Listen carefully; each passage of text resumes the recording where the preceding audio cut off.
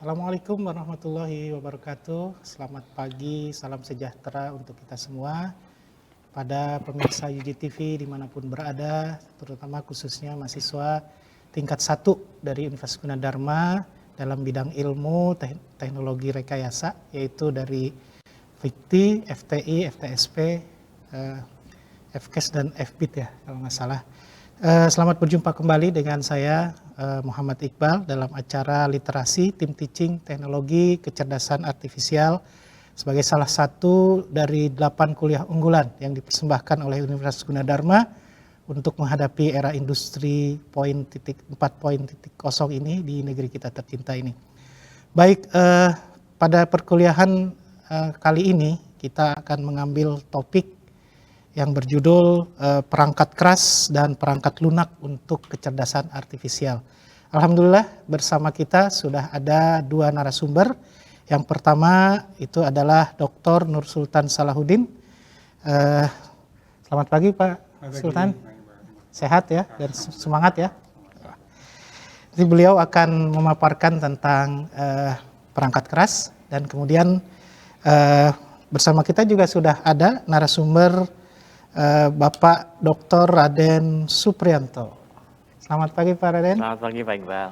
Jadi Pak Raden ini adalah Direktur LSP atau Lembaga Sertifikasi Profesi Universitas Gunadarma dan juga sekaligus sebagai dosen pengampu dari mata kuliah ini. Dan kalau Pak Nur Sultan juga sebagai Kepala Prodi ya, Kepala Program Studi Sistem Komputer dan juga beliau dosen pengampu dari mata kuliah teknologi kecerdasan artifisial ini. Baik, untuk yang pertama ini, pada sesi yang pertama ini, kita akan persilahkan kepada Pak Nur Sultan untuk menyampaikan bagaimana sih sebetulnya perangkat keras yang dibutuhkan untuk AI ini. Bahkan ternyata perangkat keras itu juga ada yang sudah dengan AI. Jadi ada 2 nih, perangkat keras untuk AI, perangkat keras dengan AI. Embedded ya. Embedded ya, artinya mungkin salah satunya akan lari ke arah embedded system. Baik, untuk tidak banyak membuang waktu lagi, saya persilahkan Pak Sultan untuk memulai. Assalamualaikum warahmatullahi Waalaikumsalam. Para pemirsa, terutama mahasiswa dari Gunadarma, khususnya yang mengikuti ini. Benar sekali, sekarang sebenarnya kalau kita tanya apa sih perbedaannya perangkat keras yang sebelumnya gitu ya. Di sini kan ada unsur kata AI atau misalnya kecerdasan buatan. Nah, kalau kita lihat dari beberapa dekade ya, ini ada pertumbuhan dari perkembangan dari perangkat keras dimulai dari mainframe, kemudian ada workstation, kemudian ada mainframe, komputer, sampai ke smartphone yang kita sekarang ini namanya smart berarti pintar. Kemudian yang tadi itu adalah millimeter scale sensor. Nah, sensor ini juga menjadi semacam buat informasi. Nah dari sini kemudian sebenarnya kita tanya AI itu apa sih, gitu ya? Apa sih AI? Kenapa pakai AI? Nah jadi di sini dikatakan bahwa perangkat keras itu sekarang ini kita berbasis komputer yang dengan kecerdasan. Jadi sistem yang mana sistem itu dapat diasumsikan mirip-mirip dari manusia gitu ya. Maka itu perangkat keras yang sudah kita pernah gunakan ditambahkan lagi dengan istilahnya perangkatnya dengan AI ini. Jadi tuntutan ini adalah dia dikatakan sebagai dirancang khusus untuk menjalankan kecerdasan buatan. Yang jadi di sini ada kalau sebelumnya adalah perangkat kecerdasan komputer biasa, kita itu biasa untuk mengadakan perhitungan benang biasa.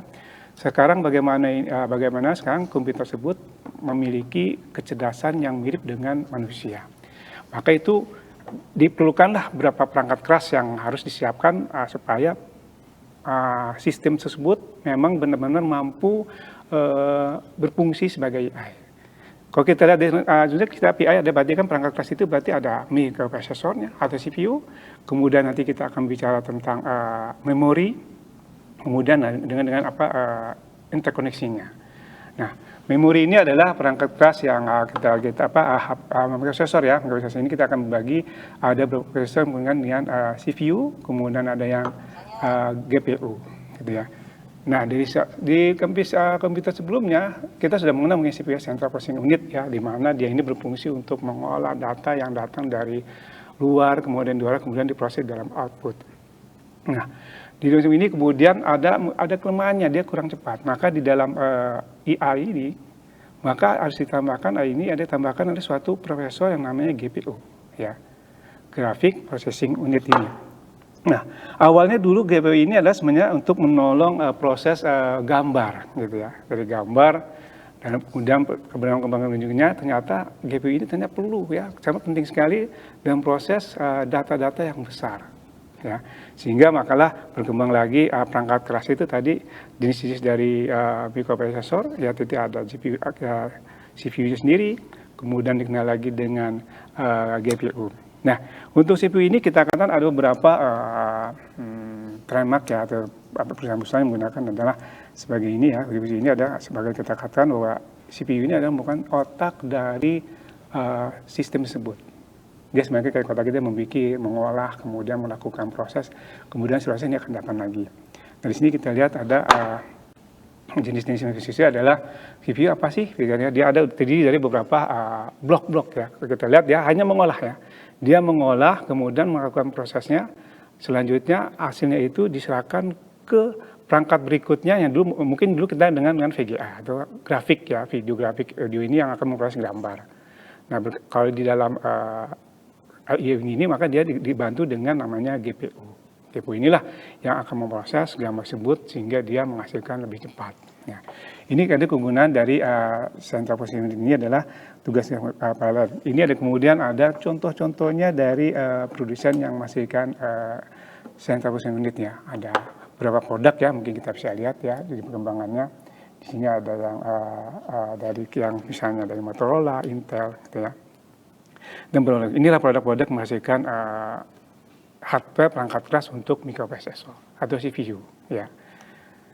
Nah, kemudian berkembang-kembang lagi, kalau kita awalnya dulu ada satu di dalam mikroprosesor itu ada intinya, ya, satu intinya yang mengolah data-data, ya.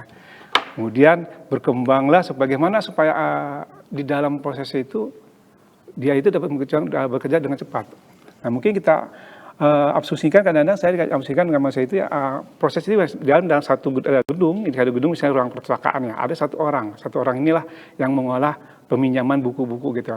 Sehingga pada saat ada pengunjungnya banyak, satu orang kan nggak mampu nih, jadi ditambah lagi nih, ya, satu orang yang menggaris tugas di perpustakaan gue, satu orang ditambah. Jadi dalam perpustakaan itu ada beberapa orang yang akan menangani proses peminjaman buku. Nah, demikian juga proses operasi yang di dalam mikroprosesor ini.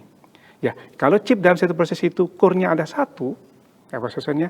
Jadi kalau ada data banyak, nah itu akan terjadi antrian, sehingga prosesnya akan lama. Sehingga maka itu beberapa perusahaan itu berusaha bagaimana supaya proses itu lebih cepat. Maka dikatakan ditambahkanlah di dalam chipnya itu mikroprosesor itu ditambahkanlah beberapa core-nya. Dari sini ada contoh adalah Microsoft Intel dan AMD, ya. Nah, sini katakan, ya, dari dalam AMD itu di dalamnya itu ada beberapa chip, ya. CC ini dia dalam chip itu dia akan membantu, ya, seperti yang katakan tadi adalah membantu tugas dari Microsoft jadi banyak. Sini kita lihat ada beberapa CPU-nya menggunakan cluster CCX, ya. Jadi CPU kompleks, ya, singkatan ini kita lihat di sini, ya. Sini kita lihat adalah beberapa CPU itu adalah ada CCX-nya. Jadi setiap ada 4, ya. Maka sekarang kalau menekna ada Core Duo, Card Duo, berarti di dalam satu chip itu terdiri dari 4 mikroprosesor, CPU-nya. Sehingga kerja seperti kita asumsikan tadi, ya, di dalam perpustakaan itu kalau ada satu pegawainya yang melakukan proses ada peminjaman, ada 10 orang yang masuk ke ruangan, berarti kan satu orang itu 10 menit. Kalau ada 4 pegawai, jadi 2 menit itu bisa banyak. Nah, itulah mekanisme definisi kenapa sekarang mikroprosesor itu ditambahkan beberapa, di dalamnya ada beberapa core, ya. Ini tiap tipe itu beda, ya. Kita lihat adalah ini dari produk AMD, ya, di Bangkok. Kemudian, ya, berikutnya adalah produk dari Intel. Nah, masing-masing di situ akan beda, ya.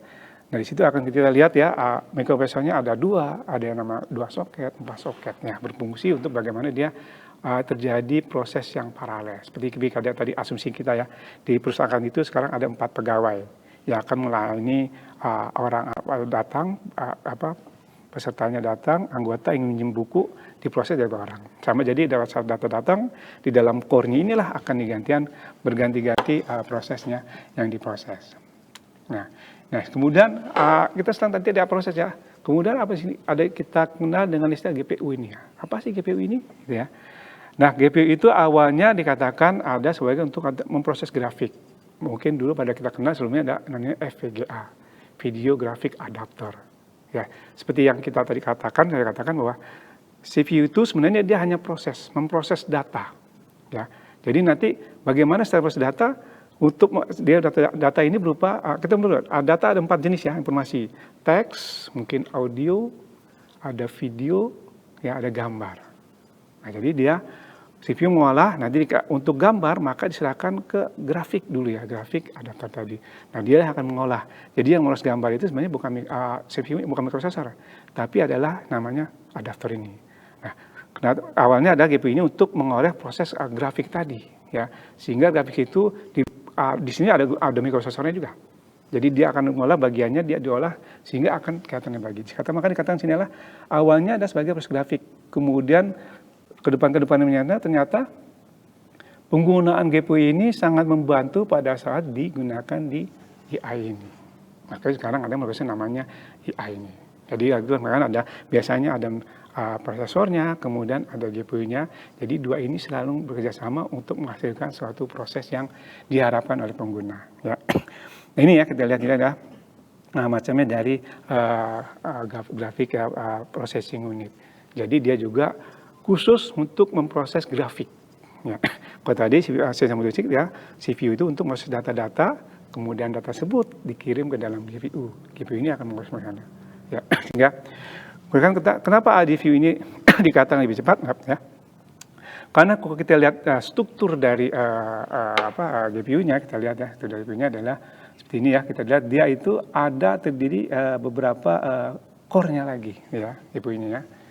Nah, kita lihat ini ada jenis dari GPU-nya, ya, bentuk-bentuknya yang digunakan untuk membantu ya. Kita lihat CPU ada merupakan pusat proses matematika netral dan GPU-nya merupakan pusat pemrosesan matematika dan untuk kebutuhannya. Kita lihat lagi ya. Nah, di sini kita lihat adalah kenapa GPU itu lebih cepat dari CPU, karena kita lihat dia terdiri dari sentral algoritma lebih banyak ya. Algoritma lebih banyak, kita kotak-kotak ini algoritma unit ya, aritmatik logis unit, dia akan memproses proses matematis yang tadi, gambar, grafik ya, sehingga dia lebih cepat ya. Kalau kita lihat ada cache memorinya, gitu jadi kita bandingkan di sini. Nah dia akan core pada sini desain demikian sehingga kita lihat ya kenapa GPU itu lebih cepat dari CPU, karena di dalam GPU itu terdiri dari beberapa core. Core tadi saya tanya, core tadi inti yang akan memproses seperti tadi kita asumsikan dan ya di ruang perpustakaan tadi. Orang lebih banyak lagi ya. Di GPU ini berarti perpustakaan itu banyak lagi orangnya akan mengatur di peminjaman. Sehingga dia lebih cepat prosesnya dibandingkan dengan CPU-nya di. Nah, kita lihat ya, ini adalah bentuk dari susunan di dalam GPU itu ya. Di desainnya dia lebih banyak di ini. Nah ini di diam GPU juga terkenal juga ada integrated dan discrete. Ya, kita lihat dari gambar ini, ya GPU itu bisa embedded langsung di dalam boardnya. Satu paket kita lihat sebelah kiri itu ya, boardnya, dan satu lagi dia di slotnya. Nah slotnya. Mungkin kalau di sini kan kita pasti ada sesuatu benda itu pasti ada kerugian dan keuntungannya.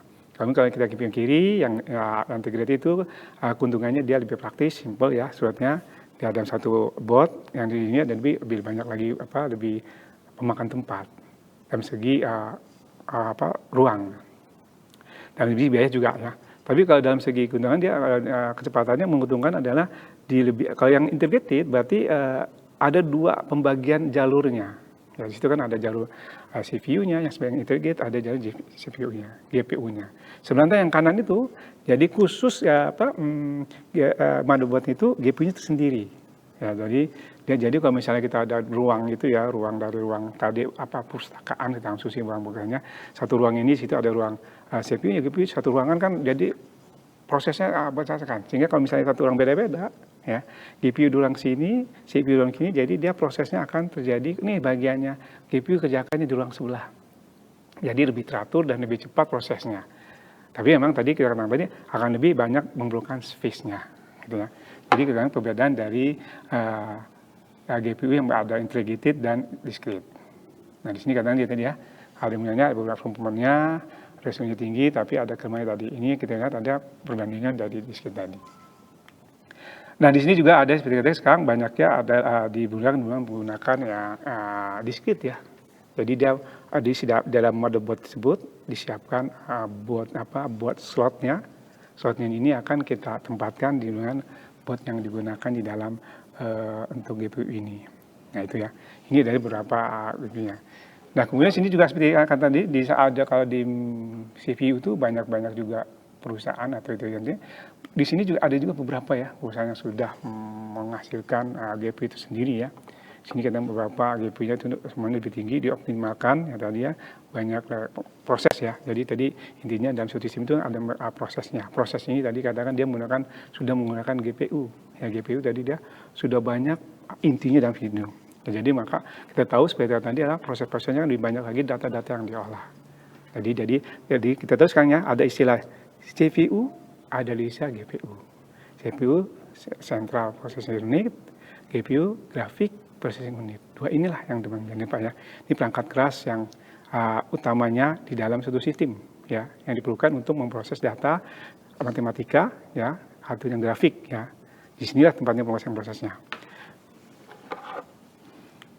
Nah, di sini juga ada proses lagi ya, ada 4 ya, sebenarnya ada istilahnya ada sini adalah Tensor Graphic Unit. Nah, Tensor Graphic ini sebenarnya dia keluaran dari ASIC ya, sebenarnya ada singkatan misalnya dia istilahnya dari apa? Ya, spesifik itu ya. Dia akan sebenarnya bagian dari Tensor ini ya. Tensor ini adalah kalau kita lihat adalah lagi sini ada tipe adalah aplikasi basic integrated circuit ya. Jadi dia mempunyai tugas khusus yang digunakan untuk prosesan ini. Ya di dalam sini kita lihat ya. Ya jadi mengetik dan kemudian mencoba mesin learning sama ya. Jadi dia sudah proses nih. Nah di dalam ini melakukan kinerja analysis yang lebih banding dengan itu untuk tugas karena dia khusus ya. Biasa misalnya untuk melakukan pengolahan citra gambar aja atau wajah. Ya jadi kita lihat ini ada lagi untuk TPS dia untuk dalam bentuk ya kita lihat TPU menawarkan kinerja dan efisiensi daya yang jauh lebih baik di GPU untuk tugas-tugas tadi ya spesifik khusus ya, jadi ada yang khusus ya. Kalau tadi kan umum. Nah di sini ada tadi kita juga sudah ada istilah CPU, kemudian GPU, yang keempat adalah istilah TPU ini, Tensor Processing Unit. Nah dia juga sama untuk mengolah aplikasi yang khusus. Ya. Berikutnya adalah kita dengar dengan FPGA. Ya, jadi adalah tinggal singkatan tadi ya. Ini istilahnya dia dapat di program ulang, gitu ya. Ya, jadi kan sering digunakan untuk implementasi AI di edge dan di aplikasi khusus ya. Ya jadi dia bisa desainer ulang ya, bisa diolah. Nah kita lihat ya. Jadi dia lebih sedang jadi menarik untuk mengintegrasikan perangkat yang AI. Jadi intinya kalau AI ini adalah harus dia mempunyai inti yang besar. Jadi kita kenal. Jadi dalam proses perangkat keras AI ini kita baru mikroprosesornya. Ada 4 ya, mungkin ada beberapa. Ini kita tampilkan sini ada 4 jenis mikroprosesor itu, prosesor yang digunakan untuk AI. Tadi istilah ada CPU, ada GPU, ada TPU, dan ada FPGA ini. 4 lah yang minimal dia. Yang dimana kita tadi dia harus terdiri dari beberapa inti mesos di dalam format strukturnya dalam itu. Ya, jadi perangkat itulah yang harus ada satu baru kita bahas komponen yang perangkat keras di dalam AI ini. Ya. Nah kemudian yang proses ini kita lihat tadi ada proses dan sama-sama proses kan dia perlu penyimpanan juga. Ya. Nah di dalam proses mikroprosesor dan tadi itu di situ tidak ada tempat penyimpanan. Jadi perlulah lagi-lagi nama sekarang dia adalah proses dari memori. Sebenarnya Abang bisa sama ya, di dalam suatu desain arsitektur seperti itu ada 3 kelompok ya, ada central processing unit, ada memori dan ada input output. Ya, yang standar yang umum. Nah, tadi kita bahas sedang perangkat keras AI. Sekarang kita perangkat keras dengan AI untuk memori. Sini kita lihat ada 3 jenis memori ya, kemudian juga ada komponen yang bawahnya itu adalah interkoneksi, itu berarti kita lihat ada 16 ya. Jalur komunikasi untuk menghubungkan berapa aja. Nah di memori ini kita jelas ya kita tahu ya ada istilah memori ROM ya. Ada memori 2 nih, ada internal dan eksternal ya. Istilah ada memori, hard disk memori nggak? Hard disk juga memori, ya. Tapi dia tergantung memori eksternal. Yang kita bahas di sini adalah memori yang internal yang ada di dalam struktur motherboard, ya memori ini. Di sini kalau kita lihat pernah aja ada beberapa jenis-jenis dari memori ya yang kita sudah pelajari ya. Di sini juga kita lihat ada yang terakhir kita lihat detail nanti ya pengembangannya. Di sini ada untuk menyimpan. Jadi proses menyimpan itu dia adalah kalau kita katakan ini kalau di dalam dunia nyata itu sebagai gudang data gitu ya. Seperti ini supermarket ini dia jual barang-barang, sebagian barangnya dijual taruh di gudang. Jadi software aplikasi yang sering digunakan itu ditaruh di RAM. Ya, RAM inilah yang mengolah seperti ya banyak aplikasi taruh di RAM. Jenis kita banyak ya, tergantung karena tadi RAM itu adalah tempat penyimpanan sementara. Jadi perlu juga diadakan yang lebih besar lagi. Ya, lebih besar dan juga dia lebih proses mempercepatnya. Dari dulu kan awal ada RAM, ya, random access memory, dia kecepatan sekian. Sekarang ada istilah tadi yang terakhir ya, yang sekarang kita lihat adalah DDR. Ya, jadi DDR itu dia lebih cepat lagi kita lihat ya. Nah, di sini adalah dia dikatakan double data rate DDR ya, DDR RAM, double data rate ya kita lihat ya. Yang ini ada double data rate ya, double data rate. Terakhir ada double data rate. Jadi dia ada kan DDR 1, 2, 3, 4, berarti dia kalau RAM yang biasa dia 1 kalau misalnya ada RAM. Kemudian kalau DDR RAM berarti dia 2 kali lipatnya. DDR 2 kali lipatnya dari DDR 1. DDR 3, di sini 4 berarti dia 2 kali kerjanya dari DDR 3. Jadi 2 kalinya. Nah, di sini kita lihat perkembangannya jenis-jenis dari evaluasi memori ya. Di sini ada kita lihat juga ada istilah LPDDR ya.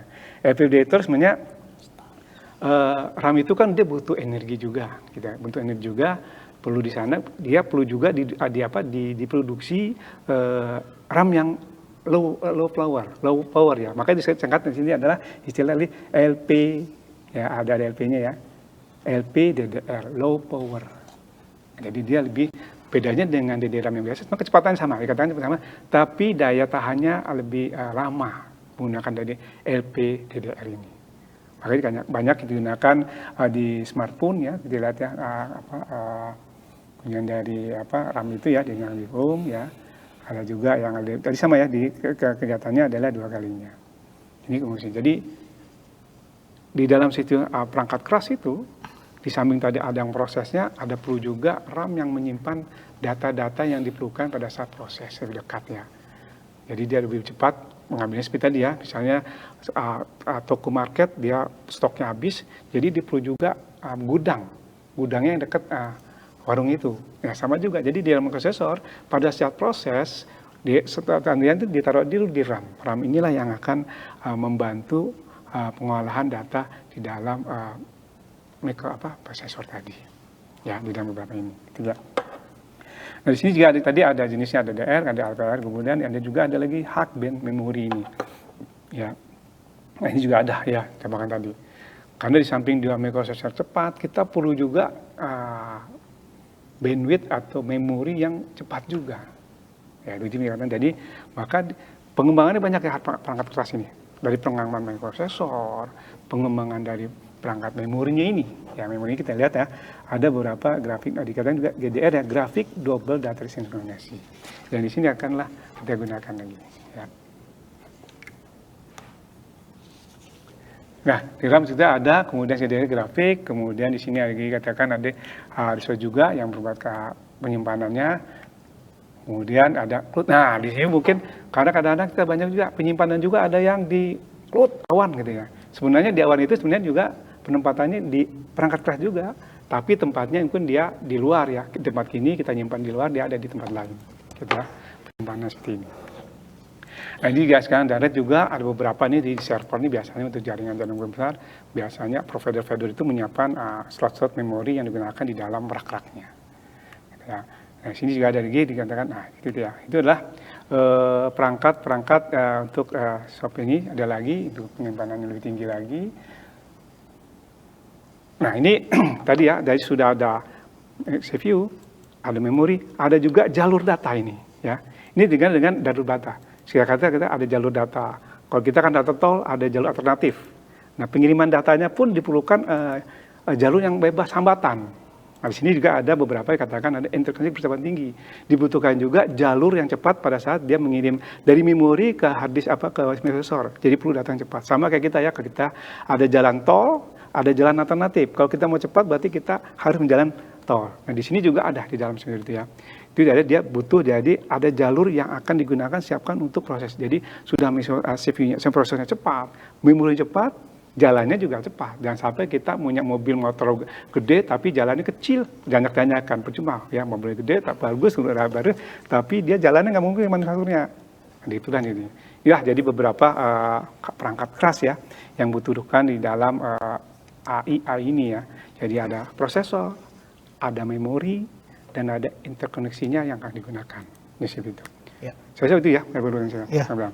Ya, jadi menarik ya. Memang terkait dengan perangkat keras AI ini adalah memang harus disesuaikan dengan beban kerja dari artificial intelligence tersebut, begitu. Terutama komputasinya. Makanya tadi ada berapa banyak sekali jenis prosesornya ya untuk prosesornya. Dan juga ada memori dan ada juga penyimpanan baik cloud maupun yang lokal dan juga busnya juga cepat. Betul. Ya, baik, kita sudah sampai di ujung sesi pertama. Nanti kita akan lanjutkan kembali di sesi kedua yang akan membahas lebih detail lagi terkait dengan perangkat keras dengan AI.